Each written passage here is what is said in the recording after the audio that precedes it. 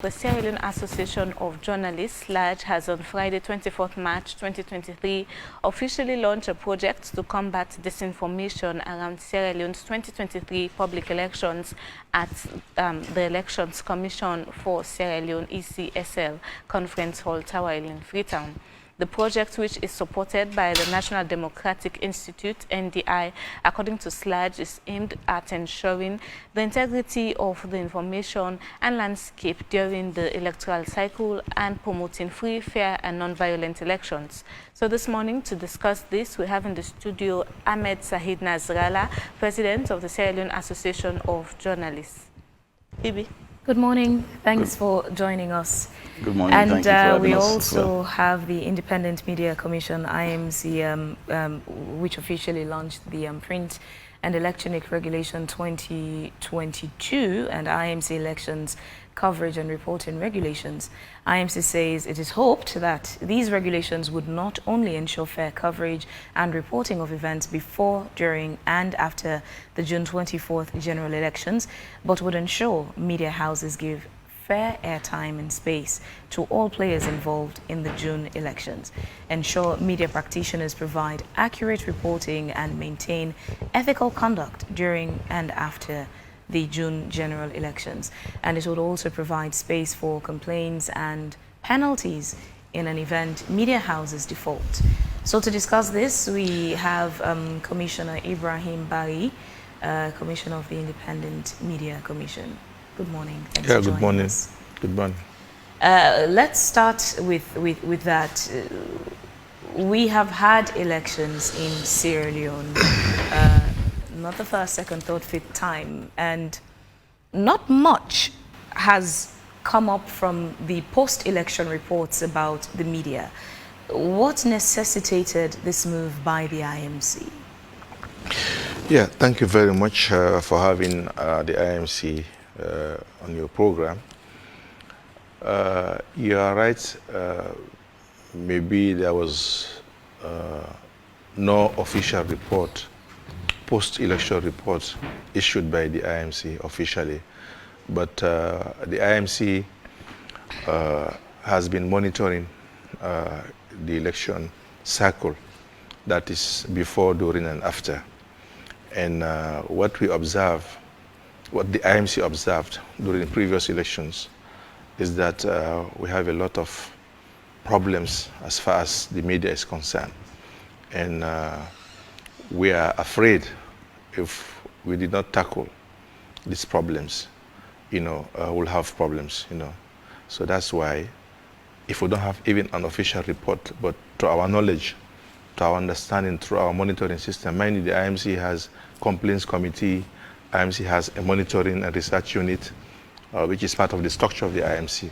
So even without issuing an official report, the IMC already is aware of so many problems that happens during the electoral cycle. So that's why we said, no, let us come out now, not with a report, but with regulations. Based on the intel the IMC has, probably from complaints or monitoring of, media publications and broadcasts, what's the exact situation? Well, the media in Sierra Leone is still fragile. We are a developing country. Although we are a democratic nation, but we still have a long way to go to get a responsible media institutions. And people are tempted during elections for various reasons to break the rules, to break the basic principles of journalism, that is accuracy, balanced reporting, avoiding insightful headlines or whatever. Has that been lacking? Yes. Yes, that's why if you go through these regulations, which I want to thank SLAJ, they contributed in producing this. It's not an IMC, by the way, product. It is the media family product, because before these regulations were even endorsed by Parliament, we had a consultation nationwide with all media houses in the east, in the south, in the north, so we went there and consulted them and they give their opinion, and we amended a lot of sections and articles. So it is their own product. So we need this to avoid previous mistakes, because it takes only one headline to create a lot of problems for us. Earlier we were speaking to Napoleon. He just left, and one of the issues, the greatest issues, are the songs that get to incite people generally. So how does the bill that you have there tackle some of these issues? Yes, basically this election coverage and reporting regulations is divided into 5 parts. The most serious parts are parts 2, which covers 11 sections, by the way, covering manifesto, press release, campaign messages. The other part, which is also very important, is part 5, which is the offenses. It has 16 sections, 16, with penalties. So if you go through the regulations, for example, we try to cover almost everything. Of course, no law is perfect, but we try to cover everything: the campaign messages, the manifesto, the meetings, press releases, and so many other aspects to ensure that we maintain peace, because the most important thing of all this is to maintain peace and stability in the country. We don't want the media to be a problem, maker. We want the media to inform people, of course, what is going on before, during, and after. Even these regulations, covers even after the result is announced. How are they going to conduct themselves? Are you going to issue an article before the election which will be biased or which will disadvantage a particular political party? Because when election is held, everybody is waiting for the result. So the media also has to be cautioned, as how they are going to behave throughout the cycle. From the TRC report, part of the issues that led to war was how some sections of the population felt they did not have access to equal representation within the media landscape. But currently we are in quite a complex situation. Take, for example, the state broadcaster, headed by an individual who's appointed by the president. Or you take, for example, the commercial stations owned by an individual or individuals who would tell you it's their sole investment, and so everybody needs to look out for what they think is their interest. What are the repercussions based on these guidelines? Again, we try to remind media practitioners that you are a media practitioner. Even if you are employed by the state, okay, you owe your obligation to your profession, okay? And these particular regulations here provide space for level playing field. Okay. Ibrahim, somebody mentioned that. This exactly takes us to the political economy of the media. It's the chain, the hierarchy in the media. It's not just enough based on what the reporters or presenters would want. It's above them. It's how much of a free hand the either owner, editors, or in the case of state broadcaster, the director general would want to give to the presenters and reporters to do their work with a free hand of going by rules and regulations for media practitioners. So coming back to the political economy of the media, he who pays the piper dictates the tunes.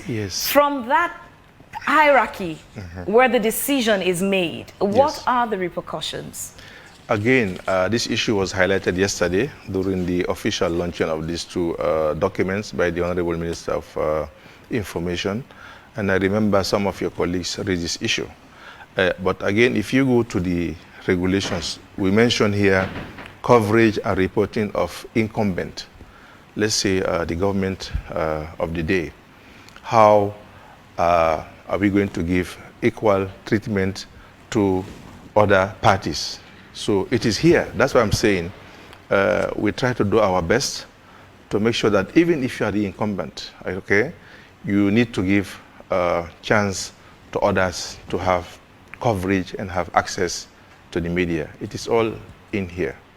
And I believe as a responsible government, they will, this is an act of parliament, you know, so we all have to abide by any act that has been passed by parliament. You know, it is here.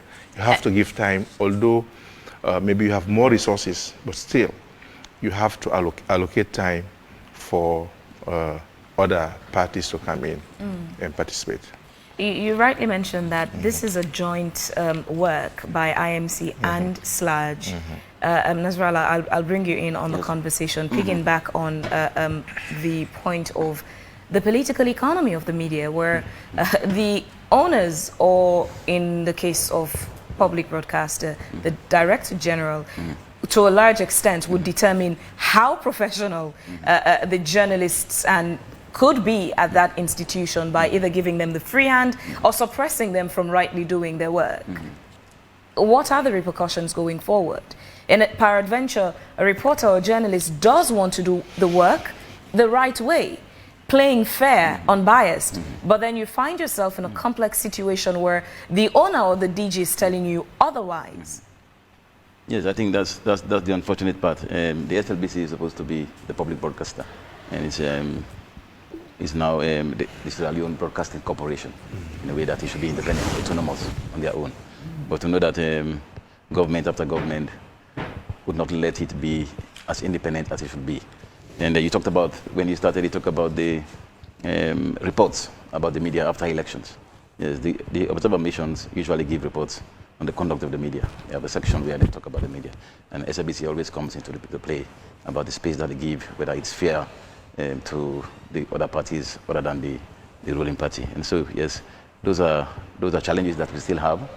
And you also talk about the beneficial ownership of the media, which is something that we have to look into. The people that actually own the media houses that operate, they are mostly politicians. They are mostly faceless people, but they are the owners. And the editors you see, the managing editors that you see, they are just the fronts. And so that's why you will see all kinds of stories during elections that you will question the professionalism and the credibility or independence of the particular media house or the journalists. But these are things that we are aware, and these are things that we respond to, because for every elections, we take the comments and recommendations from the observer missions, the EU and the ECOWAS and the AU. And these are things that we work and sit together with the IMC to see how we can address going into the new elections. So that's basically what these documents fix to. Regulations here about the incumbency, you know, a media practitioner or media institution shall, in the coverage and reporting of an incumbent, okay, distinguish between activities of the government and activities of the ruling political party and individual candidates. For example, the SLBC, as you rightly said, is a public, they have to distinguish between government-oriented activity and political party-oriented activity. And at the same time, the regulation which is passed by Parliament, okay, and the SLBC is obliged to adhere to, ensure that the incumbent does not gain an unfair access to the media. Okay, so they are bound by the act. You know, whoever. Yeah, so it's equal. Sierra Leone is bound by equal access to the space. Yes. The SABC has the responsibility to give equal access to the space, not just for the incumbent government, but also other minority groups, voices, and political parties. Everybody should have access to the space to hear their views and to articulate their policies and agenda. You know, Nasralla, let's speak about disinformation proper, which is, you know, why you are here this morning. Deliberately spreading fake news just for the purpose of, you know, causing mayhem and misleading the public. How does that, you know, come into play in what you are doing? Yes, information is very crucial in elections. Definitely, that's what I always say. The success of the elections starts with the information about the elections. If the information about the elections is wrong and it's manipulated, then citizens will have the wrong information and it will affect their choices when they want to make choices. And so that's why for these elections, we want to position SLAJ and by extension the media to be able to provide that credible information or access to credible information for the public, because that's what they need to make informed choices and decisions. And so, with support from the National Democratic Institute, there was a team that came to Freetown to assess the information landscape here. And they met with government officials, they met with CSOs, they met with the media stakeholders, and they also met with private people as well. So they studied the landscape, and then they went back and did the report. Part of the findings that they had was that one, after the 2018 elections, there was an increase in the trend of hate speech and disinformation. After the 2018 elections, they found out that the trend of hate speech and disinformation spreading in the country has increased. They also find out emerging trends of disinformation and hate speech aim to undermine our democratic processes and also the credibility of the 2023 elections. And thirdly, they also found out that hate speech and disinformation are the root causes. We are part of the root causes for the August 10, 2022 riots, which claimed the lives of civilians and innocent civilians and police officers, and destruction to public property. And those are the three key findings, and that's what informed this project that we're doing. And so they went back and then they decided that the best institution to work with to ensure that for these elections, citizens have access to credible information about the elections is SLAJ, because we are the media.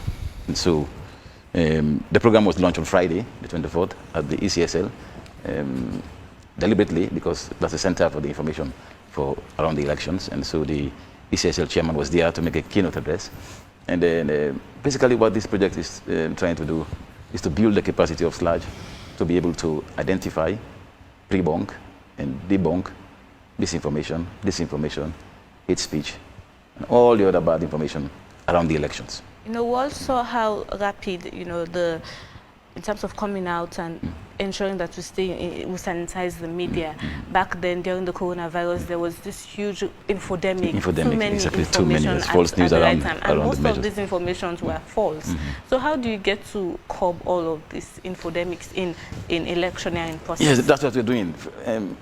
Taking from the experience that we got from the COVID-19, fighting fake news around the COVID-19, which was sponsored by the European Union, and we're taking that into this one, to these elections. And so what the project requires us to do is to ensure that we have a team. We are going to establish a super newsroom, which some people will call situation room, but we call it super newsroom because that will be our command center, and then that's going to be a SLAJ. And then we'll have sub-super newsrooms in the four regional headquarter towns, in Makeni, in Bo, in Kenema, and in Poloko. And so these rooms will be manned by a team of fact-checkers and support staff to be able to respond to problematic content during the elections. And so what we have done is to ensure that we have recruited impartial, independent, and professional journalists to serve as those fact-checkers. They will also be undergoing some training from the team in Washington so that they are up to speed with the tools, and the skills and the knowledge on how to ensure that they fact check and they identify and be able to put out verified information. That is one aspect of the NDI misinformation project. And so those in the provinces will also feed into the center, and because Freetown is not Sierra Leone, so we know most of the other problematic content are coming from the provinces where there is so much tension about the politics, and so we want to be able to address them. But we want to focus on pre-bunking, because the person who first put out the information there, it goes far and wide. So if somebody is there deliberately packet the information and distort the information, manipulate the information and put it out there, it spreads faster. And by the time we come 1 or 2 days to react, it has already gone viral. And so we want to have access to the information itself beforehand. That's why we have engaged the ECSL, the Elections Commission of Sierra Leone, so that we have access to the information beforehand. We put it out there so that nobody will be able to manipulate it around the elections. The police as well, security issues, the PPRC on political parties' conduct. And so these are things we have put in place. So once we encourage them, it is part of our own support to the EMBs to ensure that citizens have access to the correct information. So that's what we're doing exactly. How do you effectively ensure that when misinformation, disinformation, the main channels to spread those are not the mainstream media, rather it's the social media? How do you address this, particularly when the social media is their means of broadcast? Yes, well, you see, these regulations, they are they are applicable mainly to the traditional media. So that is the biggest gap that we have right now with social media. It's uncontrollable. There are people. But then we have the cyber. Yes, the cyber. We don't want the application of the cyber security. Know that the cyber security. Our intention was not for it to be used to limit the space, the social media space, because we believe in freedom. So it means the social media goes unchecked. No, it will be checked. It will be checked. That's what we're saying. But we don't want it to be the authorities to use the cyber security, because it will lead to misinterpretation of it, and people, the police or the judiciary, will use it. We have the feeling, we have that belief that they will use it to. But it's this very social media that is the genesis of the problems. When it's through the social media. Yes, we'll find a way. We've had people sharing audio or content that incite public to take certain actions. We remember the Tumbo incidents. So the social media is the core of the problem. We believe in freedom. We protect free speech. We protect free media. But we want less. But where that freedom is leading us to chaos. Yes, we are coming to that. So we believe in freedom. We believe in protecting and defending people's right to their opinions. It doesn't matter whether you agree with it or not. And your opinion should not threaten national security. Yes, we know. Either. We're coming to that. So part of the study also found out that they also studied how this disinformation, hate speech spread across the country. Like you said, from social media, and there are people who have resources, they package this information, and then they send it to the communities. First of all, and in those communities, SLAJ and IMC have the jurisdiction to look into, attempt to regulate or guard the social media? Yes, to some extent, but there's a huge gap there. Because for the SLAJ, the code of ethics, they also apply to journalists who it doesn't matter the platform. If you're a journalist, it doesn't matter where you practice, you have to apply the code. And I think the same also applies to the IMC regulation. And it's not applicable to citizens, journalists. Yes, but what about those? There are people outside of the country. There are Southerners outside of the country who are using the space. So that's the gap. And they have the tendency to package all of this information and just pump it into the information highway, and then it gets here. And there are people here who are in the communities, influencers, and people who are trusted voices. They take this information and then they spread it by mouth. So that's the same channel we're going to use to counter the disinformation. Okay, because we understand how it works. Yes, I want to come in as far as fake news is concerned. These regulations did capture that as well. If you go to part 5, which is the very lengthy part with 16 sections, offenses, we mentioned it here under broadcast of untrue or inaccurate information. Okay, and you are given 3 options. Number 1, you give the other offended party chance to come and respond. That is option number 1. Option number 2, if you refuse, you retract what you said, so everybody knows that this information was not true. And if you refuse, then public hearing will be held in conjunction to that. And if you are found guilty of the offense, you are fined an amount not exceeding 5,000 new leon, 5 million leons, old leons, not exceeded. And if you don't pay within 1 month, your license is going to be suspended. So we are not just appealing to media houses to avoid fake news. Now there is penalty for that. If you are not careful, and you will fall victim of this particular rules and regulations. And so part of the program also requires us to do a lot of media literacy for the public, so that people understand how to use social media responsibly. So we're going to develop a social media code of conduct for young people, especially those in political parties and those who are very active in the universities, to ensure that they know how to spot the fake news, how to spot information that is hateful, and to also know some of fair knowledge of how not to share some certain information up before you verify them. And so those are part of the process of preventing. Yes, but what we don't want is any legislation that will limit the space for people to be able to express their views. With the repeal of Part 5 of the Public Order Act, it leaves a lot of, self-reflection as a journalist to do your work properly, to fact-check and all of the, the ethical conduct. So, in terms of the responsibilities of journalists, how does this help to guide all of us here? Yes, but that's the challenge. Yes, because we believe that the more freedom you give someone, the more responsible they become. That's our idea when we fought for the repeal of the criminal libel law, because we want to self-regulate ourselves. We don't want a journalist to be regulated by laws. Otherwise, it becomes very difficult for them to operate. There is not that freedom, and so we believe that. But unfortunately, what are the political interests? They put all of those things aside and help. That is why, at the launching of this program, we have made it clear on the position of SLAJ. We have the freedom that we want to practice our trade. There is no more criminal libel law. Nobody will call criminal for expressing your views on certain things. But we have said that for these elections, SLAJ will not defend any journalist or media house that decides to be reckless or that decides to use their platforms to peddle disinformation and hate speech. We will not defend speech and disinformation that will undermine the credibility of the elections. Would you also be creating or conducting, I beg your pardon, sort of training perhaps a lot of training for media practitioners going forward? Yes, especially because during this time, for recorded content or reports, you are in control of what and someone says something you did not, forecast. So again, are you conducting trainings for journalists and, to be able to handle that situation where people just blindside you with an utterance that you did not see coming? Yes, trainings have already started. Training is it's continuous. It's very key in every elections. And so training have started with the Media Reform Coordinating Group and SLAJ with support from various organizations, various international partners, with the Foreign Commonwealth Development Office, with the Irish Aid, with the UNDP, and with the National Democratic Institute and the National Endowment Fund, Endowment for Democracy. We're going to conduct a series of trainings across the country, targeting editors, targeting reporters, targeting station managers, and targeting female colleagues as well. And these are going to be on conflict-sensitive reporting, because as a journalist, you have to have the discretion to know what to publish, and that will undermine the peace and security and cohesion of the state. You should be able to exercise that judgment as a journalist, as a professional. There's also going to be training on gender-sensitive reporting.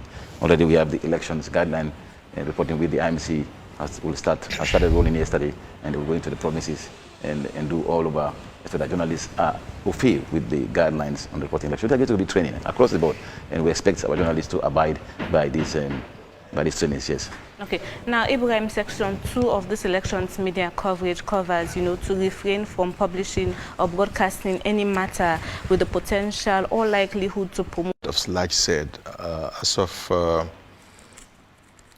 we have a nationwide tour to popularize these particular regulations. The first tour will go to Kenema and then to Bo, that is southeast, and then McKinney and Cambia. Okay, we are going to meet journalists, make this team known to them, discuss with them.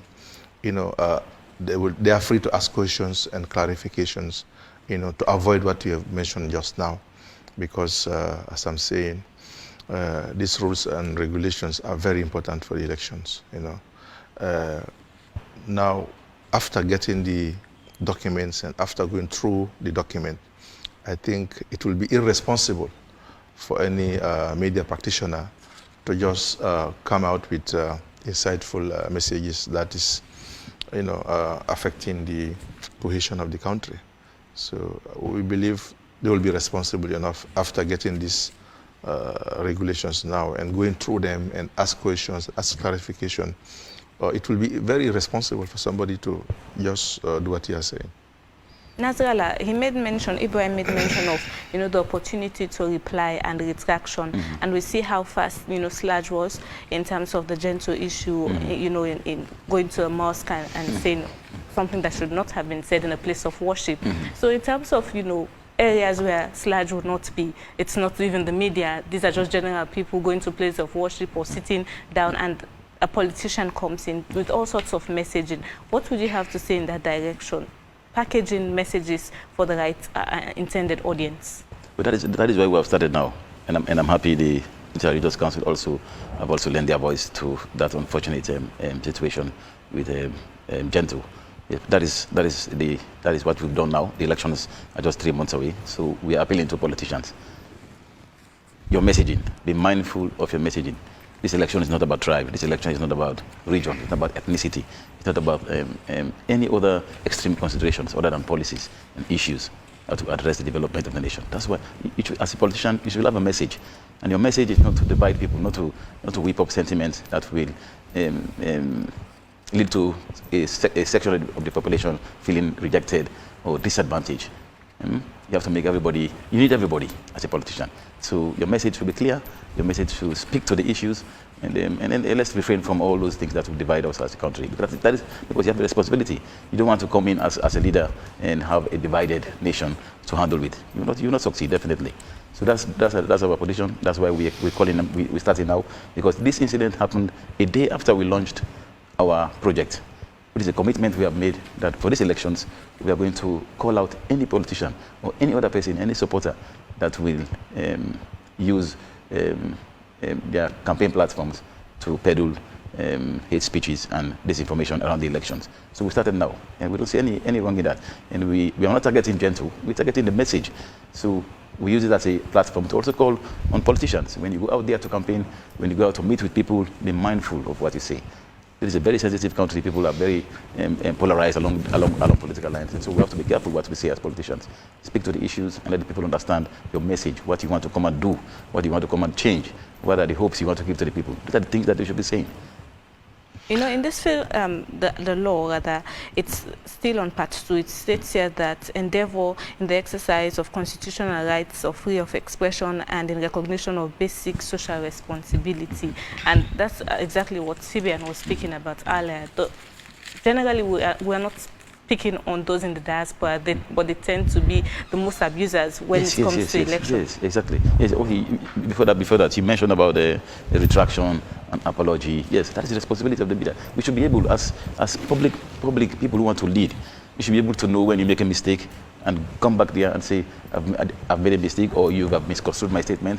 This is what I meant, but if I have hurt anyone, I'm very sorry. These are simple things that any politician or any person who is aspiring for leadership should be able to do. You know, that's the kind of maturity, yes. The target there is, would you be able to gather the same audience that would have received the first information and then even for us, the media, that's why there are procedures here. When the IMC finds you guilty of anything, they give you the option. Go back and accept that you have made a mistake and retract and apologize to the person that you have aggrieved. That is a process. And once you do that, that shows maturity. That shows that we are all humans. We err from time to time. So we should be able to live up to those expectations. And so coming back to what you asked about the diaspora, yes, they're not helping us. I've said this over and over again. They have the space, so they are taking advantage of the space. Everybody's out there, and they are commenting on things here that they know little about. All the information that they're getting is secondhand information because they're not here. They will have to call people, and you don't know the people that you call, and they give you the wrong information. You don't know from the angle they are coming from, and that's what they take. And they have so many discussion programs, platforms open to discuss issues about Sierra Leone, less informed about the issues that they are going to talk about. And so they also feel in these things. And we have a very gullible society. People listen to these audios. People listen to. It's all about incitement, inciting people to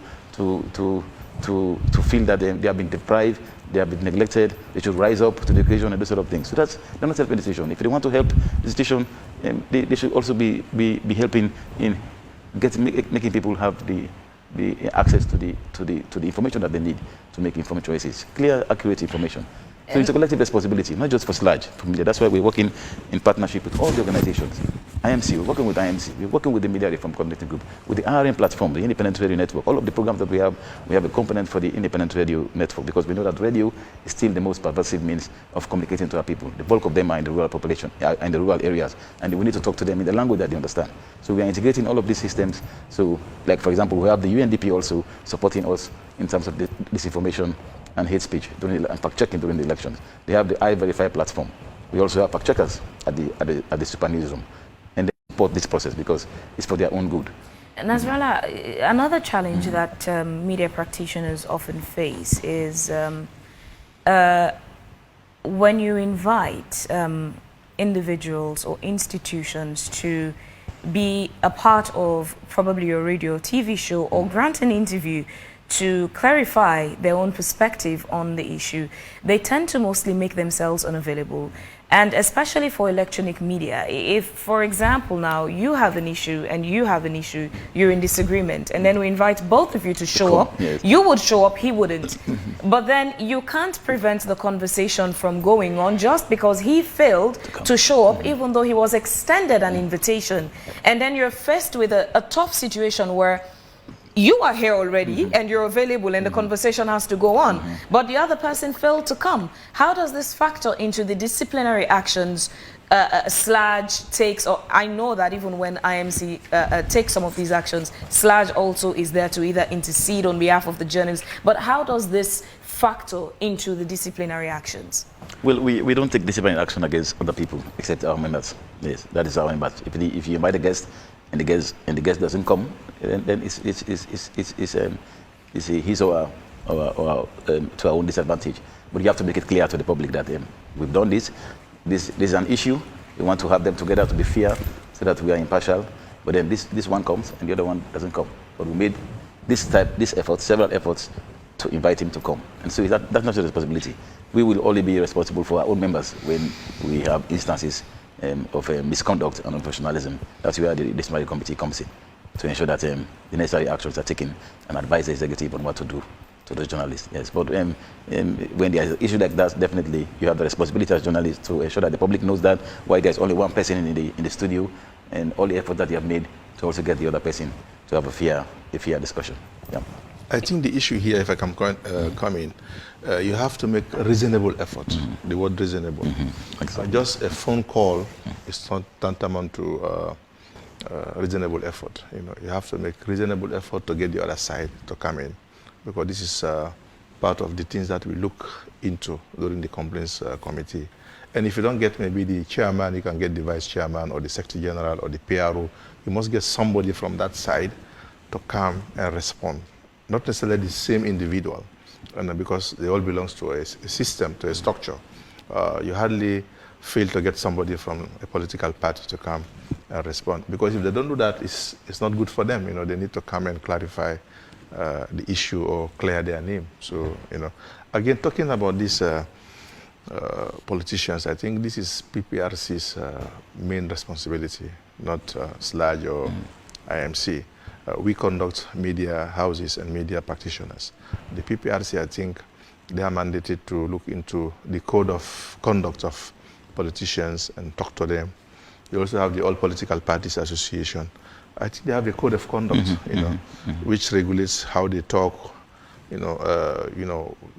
how to behave themselves. So I think PPRC and they call it APA, I think, All Political Parties Association, has a lot to do as far as the politicians are concerned. But we are here talking about the media and media practitioners. And there's also another issue when you invite guests to come here who are experts in certain areas that you want to discuss, and when they come here and they give their expert opinion, devoid of impartiality, fair, objective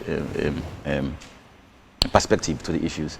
When they go out, the supporters of political parties, once they know that the issues do not favor them, they will come after those guests, and then they discourage other people from coming, because nobody wants to come here and give his or her expert opinion or objective opinion about national issues, and then when they go out there, they begin to face attacks on social media, unnecessary ones. So they will stop coming. That is also an issue that we need to address as a nation, because then the space that we have now, the discussions are not enriched anymore, because we don't have the expert to come here and talk about issues of the economy, for example, issues of health. We need to have them so that the discussion will be enriched, and government learns from these discussions, because they see alternatives. They will prefer alternatives, and then that's how the national conversation on issues will be enriched, and then government will also learn from that process. But once they begin to attack them, then everybody will stay back. And then the people who should come to discuss on these platforms about national issues, they won't come forward anymore. That's again, I wanted to come in issue. About this diaspora, making negative comments on social media. I think the Minister of Foreign Affairs and International Cooperation, through our embassies and missions, have a role to play here. Contact our people in the diaspora, have meetings with them, brief them what is going on in the country. Some countries, they even call the foreign ministry, they call it the diaspora affairs, not only foreign affairs, also diaspora affairs. So I think the ministry should look into that. We have embassies, in many countries.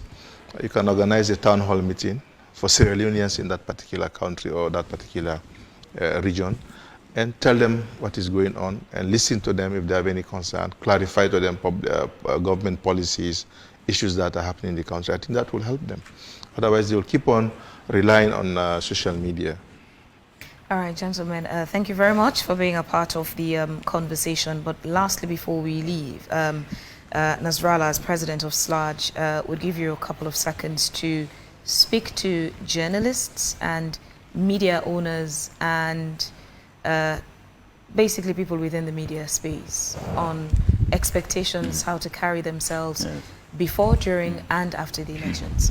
Yes, I think we need to remind our colleagues that they have a national responsibility to ensure that this election is free, fair, transparent, and peaceful. You have a national responsibility, irrespective of the media house that you work for. The MC has a regulation that says every media house, registered media house, whether it's private, whether it's commercial or this or that, you have a responsibility to allocate 10% of your programming or of your issues that you publish or hear to national public service to support the process of development in the country. You have to allocate that one. That is a responsibility because as media, the public looks up to us, especially as traditional media. In this age of social media, where all the disinformation is which is coming from, we have to position ourselves to be able to provide the people the correct information, accurate information about the election. That is our responsibility. We should not side with the politicians. If we side with the politicians, then we have left the people in darkness, because our interest should be to protect the interests of the people, of the public.